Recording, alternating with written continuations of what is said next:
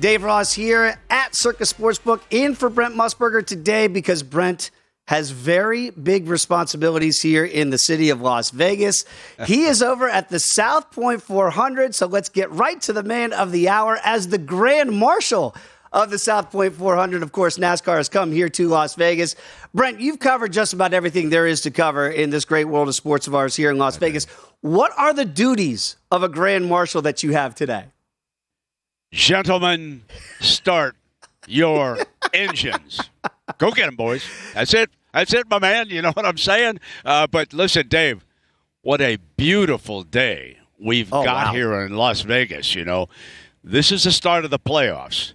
8 drivers going for that championship. It's a race within the race. Mm-hmm. Obviously, you've got the entire field, but that first week in November, they will crown the NASCAR champion. We've got a couple of great veterans, the leader Chase Elliott, and he will be a factor here today in the South Point 400. You cannot look past Chase or my old buddy Denny Hamlin. He's plus 800. You can bet this at the South Point Circa, all the casinos, and DraftKings back there on the East Coast. The best way to bet a NASCAR race, Dave, is probably driver against driver. Okay. Now, I think that Denny Hamlin, who does very well at this racetrack, and so I was just checking some of the odds. He's obviously the favorite. Minus 130 against young Christopher Bell, who's plus 110. Now, Bell's an interesting story.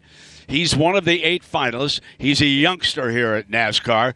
But this track, through the years here in Las Vegas, has proven that experience wins races. So I'm sort of pointing toward Denny Hamlin as we go forward. But what a great day. Temperature in the 80s. Tires will hold up.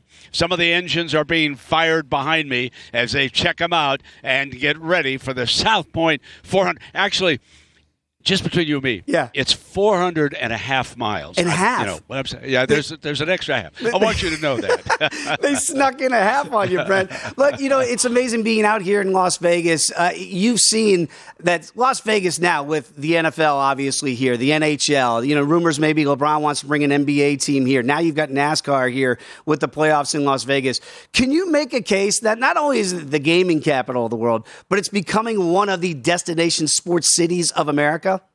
Yeah, no doubt. It certainly is. When you go to a Raider game, I was there for the Bronco game, there was as much Denver orange in the stands as there was Raider black and silver, if you know what I mean. Mm-hmm. And that's because the visiting fans want to come so badly to see their team play in Las Vegas. This is the ultimate destination. When the schedule comes out in the National Hockey League, how about those Vegas Golden Knights? They start out undefeated. They go up to Seattle. They bury the Kraken last night. They're 3-0, and you got to get tickets. You got to come on in here and see the Vegas Golden Knights at T-Mobile. And listen, the key thing next year, and what is going to make this a worldwide destination, not just U.S., when Formula One comes in here with that race in Las Vegas that will include the Strip, Katie bar the door. I can't even imagine how many thousands it's going to cost just to get one of those premier seats that looks down on the pits when Formula One comes roaring into Las Vegas. You are absolutely right, Dave. But next year with Formula One, not just U.S. destination to come watch games. This will be worldwide. You watch. NCAA will be in here so fast with a championship down the road, and you watch the playoffs in football. They'll be right here, too. They know this is where fans want to come to watch sporting events, and they're out here at the Las Vegas Motorspeedway today for the South Point 400. I mean, there's no better Grand Marshal than you, Brent. Again, the South Point 400 and a half. They snuck in the half on you. I love that. Brent, let's get to some of the NFL picks today, and I know you're still kicking along in Survivor, which is great, so I want to get your pick before we end this conversation. But there's 2 big games, obviously, on the docket today, one in the AFC, one in the NFC. Let's go to the AFC game here. I know the Bills still have revenge on the brain from those 13 seconds in the postseason from a year ago, but you know this, Brent. Patrick Mahomes never lost as a home dog. He's a home dog today. What do you make of this great one today? Actually, I'm going against him. I know I don't like to bet against streaks, but I got to tell you something. Buffalo has had this game circled ever since that schedule came out, and there is one difference between these two teams. The Bills have a better overall defense than the Kansas City Chiefs. As long as I didn't have to give 3, and I didn't in the contest, I gave 2.5, I'm going to take the Bills. They were denied a possession in overtime. The NFL, thankfully, has changed the rules when we get to the playoffs. That was ridiculous. They should have at least had an opportunity to tie that game and go forward. And believe me, they handled it very well. I thought Josh Allen was class all the way. But those guys in that Buffalo locker room, they've been waiting. They've been waiting, and now, late this afternoon, they get their chance against the Chiefs. And I know how great Patrick Mahomes is. You got the 2 best quarterbacks in the NFL going against each other. Should be a great game. TV ratings through the roof for that baby. Absolutely. And, Brent, also, I look at that total at 54, and I know that that's going to be, a square public play here for the over. But really, how do these defenses slow each other down? Now, you mentioned Buffalo having the better one on paper than the Chiefs. Can the Chiefs slow down Josh Allen, and how do you do that?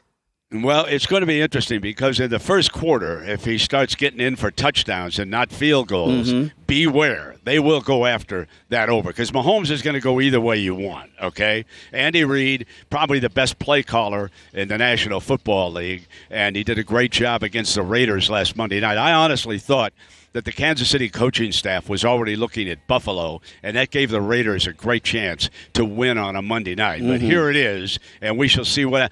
But I wouldn't necessarily pick a low-scoring or a high-scoring game. Honestly, if I wanted to bet the total, I'd wait to see what happens in that first quarter, and then I'd look at the in-game number. I think that's great advice, Brent, out there, because, again, I think a lot of people hop on these things pre-game.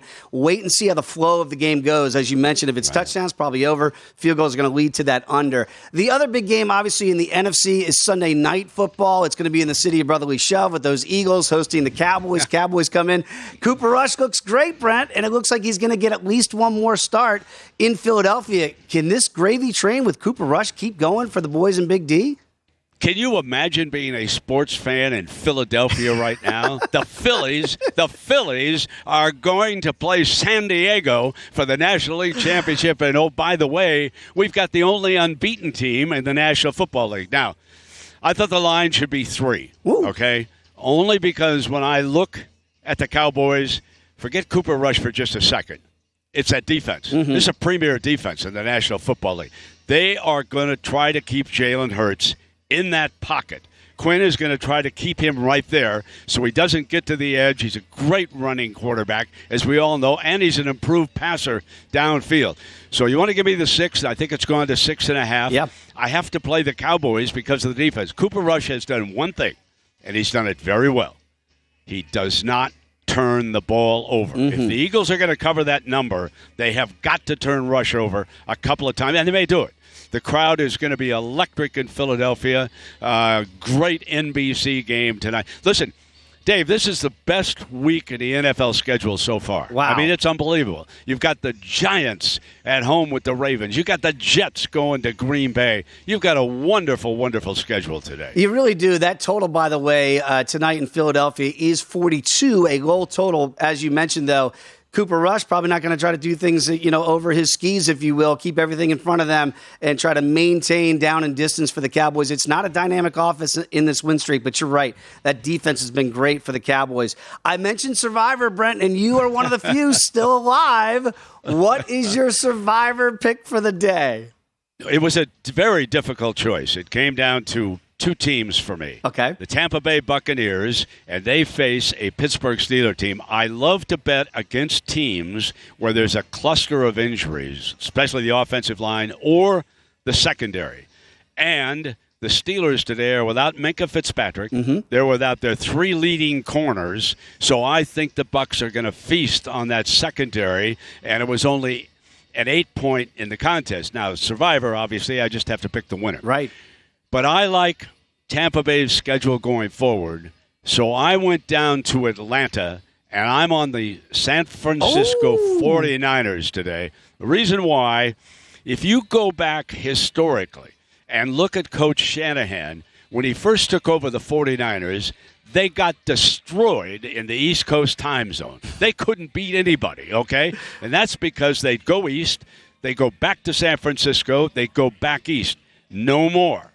he goes to the East Coast and stays in that time zone. He's been up at Greenbrier in West Virginia again this year. He's gone to Youngstown. And if you go look at what the 49ers do when they stay in that East Coast time zone, they are lethal in that second game. So I'm going with the 49ers in the Survivor. And, oh, by the way, I gave 5.5 in the million contest, too. So we shall see.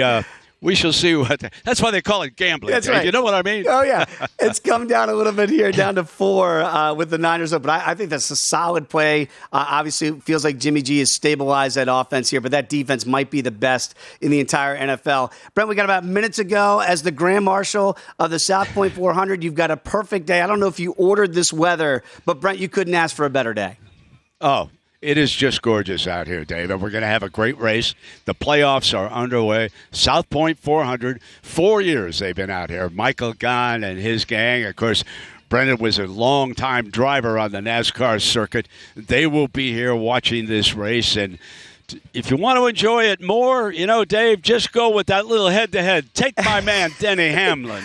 Go ahead and back him today. And I heard that you are giving out autographs as well. So go out and see the Grand Marshal, Brent Musburger. Brent, what a privilege, rather, it is to talk NFL with you, sir. Have a great day as the Grand Marshal of the 400. There he is, everybody, Brent Musburger. Visit VSiN.com to get current odds, listen for free, find showtimes, and download VSiN sports betting podcasts.